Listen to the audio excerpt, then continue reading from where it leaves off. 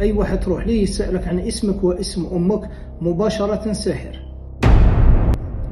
شيخ، ما وليناش نفرقوا بين الراقي الشرعي أو المعالج والساحر، واختلط الحابل بالنابل، وكيف نفرق بينهما كي نروحوا لهم.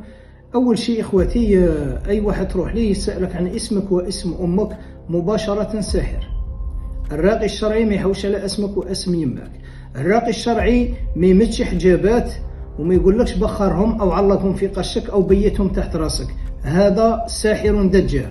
الراقي الشرعي ما يعلمش الغيب، ما يقولكش صرا لك وفلانة دارت لك السحر وفلان دار لك السحر، هذا ساحر دجال. الراقي ما يقولكش أمور راح تصرى لك ولا صرات لك في الماضي ويدخل لك من باب الشك وكذا والوسوسة، هذا ساحر دجال.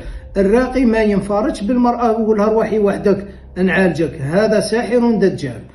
أي إنسان شفته في هذه المواصفات حذري، فإنه ساحر دجال.